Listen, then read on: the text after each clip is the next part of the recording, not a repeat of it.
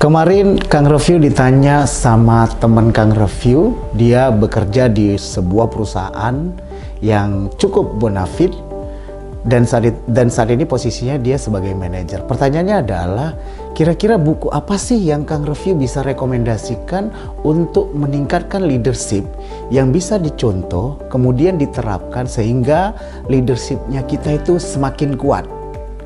Sobat Mania, hari ini kita akan rekomendasikan 4 buku seperti pertanyaan dari temennya Kang Review.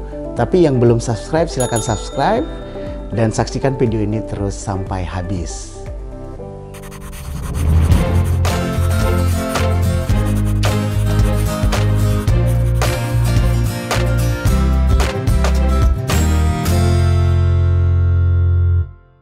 Rekomendasi buku yang pertama adalah buku Jack Welch, judulnya Winning. Nah, buku ini ditulis oleh Jack Welch dengan istrinya Suzy Welch. Nah, buku ini ada sekitar 359 halaman, tapi buku ini adalah buku favoritnya Kang Review. Mungkin bukan hanya buku favoritnya Kang Review, tapi buku ini juga favoritnya banyak orang. Nah, kalau boleh diceritakan singkat tentang buku ini gitu ya, isinya adalah bagaimana kita seorang leaders memimpin sebuah organisasi. Tepatnya sebenarnya bagaimana Jack Welch menceritakan bagaimana dia melakukan transformasi di General Electric.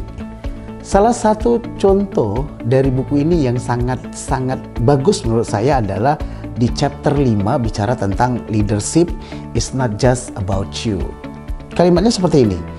Before you are a leader, success is all about growing yourself. When you become a leader, success is all about growing others. Jadi Jack Welch bilang bahwasannya sebelum kita menjadi seorang leaders, sukses itu tentang diri kita. Tapi ketika kita sudah menjadi seorang leaders, ya seperti teman saya seorang manajer, itu sukses tidak lagi egois tentang dirinya, tapi sukses itu tentang bagaimana menumbuhkan orang lain. Kemudian yang paling berkesan dari buku ini, Jack Welch itu mengajarkan bahwasannya culture itu penting, kemudian perubahan itu harus dilakukan, dan satu lagi arahan waktu Jack Welch masuk ke General Electric itu adalah karena General Electric ini bisnisnya banyak banget, ada seratusan bisnis unitnya mereka. Jadi arahan dia adalah menjadi nomor 1 atau menjadi nomor 2, selebihnya dijual atau ditutup. Itu memang banyak sekali pada saat itu yang protes ya, karena tidak semua lini bisnisnya Jack Welch itu menjadi nomor 1 atau nomor 2. Tapi hasilnya ya akhirnya walaupun dengan 32 atau 33 unit bisnis, Jack Welch itu survive, bahkan membuat General Electric growth. Sobat Mania, diceritakan juga di buku ini ya, di bab atau di chapter 17 Getting Promoted. Jadi diceritakan sederhana ya, kalau Jack Welch bilang bagaimana sih supaya kita dipromosikan? Jawabannya adalah sorry, there is no shortcuts. Jadi memang sebenarnya untuk dipromosikan itu ada 2 hal saja. Bekerja melebihi dari target yang ditentukan. Jadi hasilnya itu kalau dikasih target 8, harusnya dilebihi menjadi achieve-nya itu jadi 9. Kira-kira seperti itu. Dan memang dibutuhkan 2 hal seperti yang Jack Welch bilang. Itu yang pertama adalah 4E. Kemudian yang satu lagi 1P. Nah, 4E 1P ini apa? Sebenarnya nanti saya akan review buku ini Sobat Mania. Tunggu saja, mungkin saya akan review lebih dalam lagi kira-kira buku ini tentang apa. Jadi Sobat Mania, kalau bicara rekomendasi, buku apa sih yang pertama direkomendasikan? Nah, dari 4 buku yang direkomendasikan, saya sangat sarankan untuk membaca buku ini. Karena buku ini sangat kental dengan leadership. Walaupun sekali lagi tidak ada judul leadershipnya di buku ini.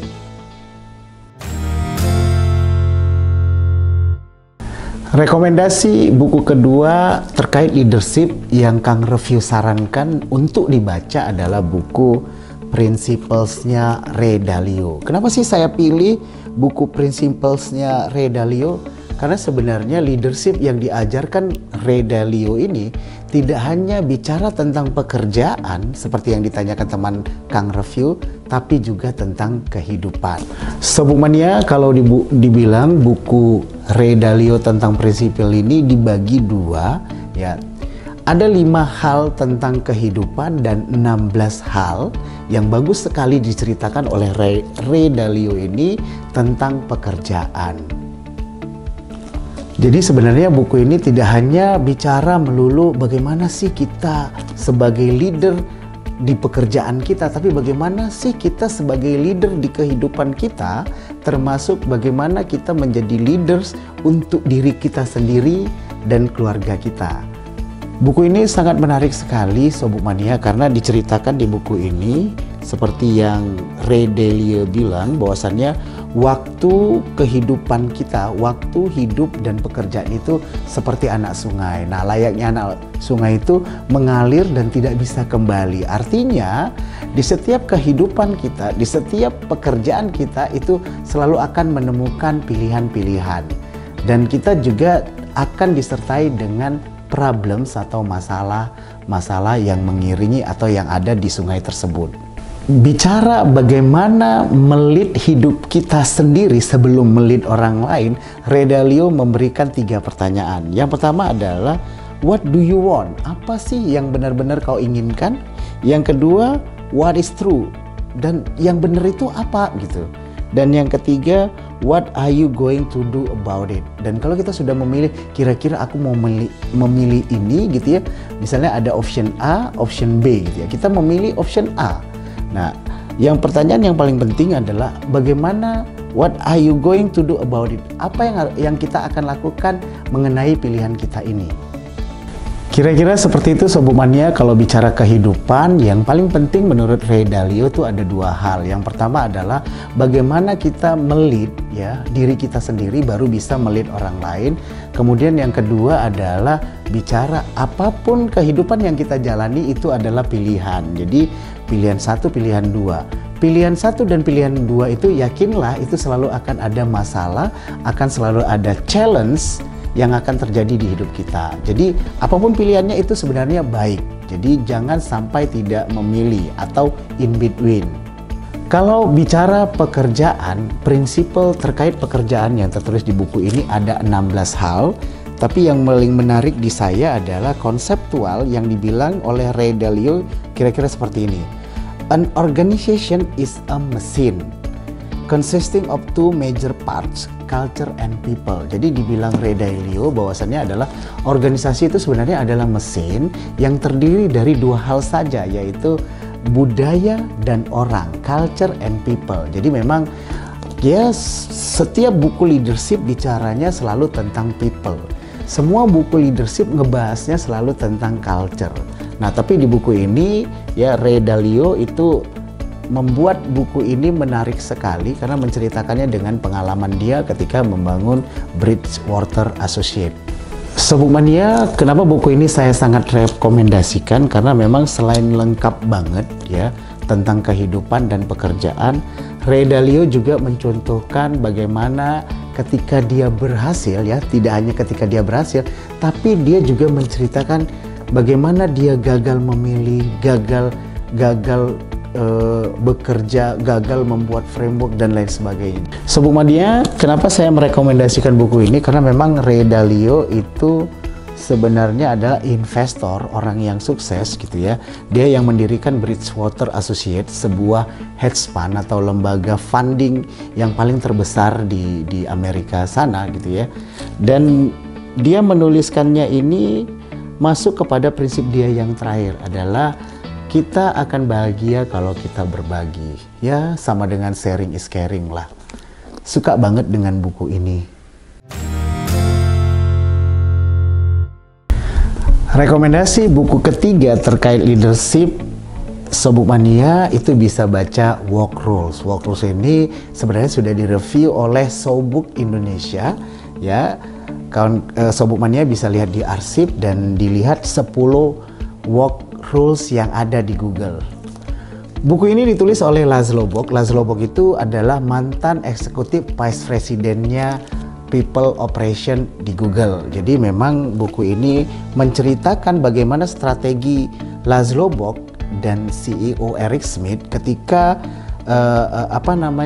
ketika dia berada di Google. Jadi buku ini bagus banget. Sebagai contoh adalah bicara becoming a founder. Jadi diceritakan Larry Page dan Sergey Brin itu menemukan Google. That's it. Dan everyone ya sekarang semua bekerja di Google, semua karyawan Google itu, dan dibilang sama Laszlo Bock, hari ini kawan-kawan silahkan ini dibuat fun, ya bekerja di Google maksudnya, dan dibuat lebih hidup.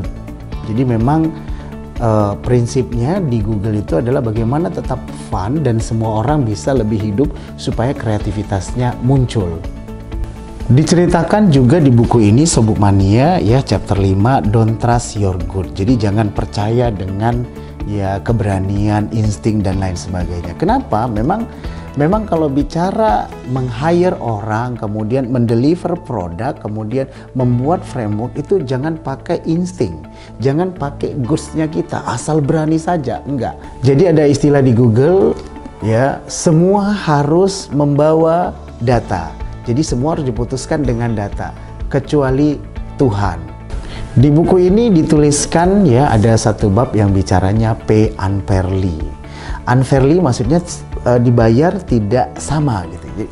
Jadi ada satu ketentuan di Google ya, kita sebagai leaders gitu ya, ada 2 orang bawahan kita ya mengerjakan pekerjaan yang sama, kemudian hours yang sama, tapi kita tidak bisa memberikan nilai sama. Artinya tetap dinilai secara fair. Yang bagus itu dibayar lebih, yang biasa-biasa saja ya dibayarnya biasa-biasa saja. Dibayar maksudnya juga bisa dibilang diberi nilai. Yang menarik lagi Sobuk Mania dari buku ini adalah chapter 14 ya, bicara tentang leadership banget gitu ya. What you can do starting tomorrow. Artinya dari what you can do starting tomorrow adalah kalau sudah di planning kan hari ini, besok jalan gitu ya. Jadi tidak usah tunggu waktu lagi, tidak usah ditambahi framework lain. Kalau sudah fix, jalankan hari ini atau besok.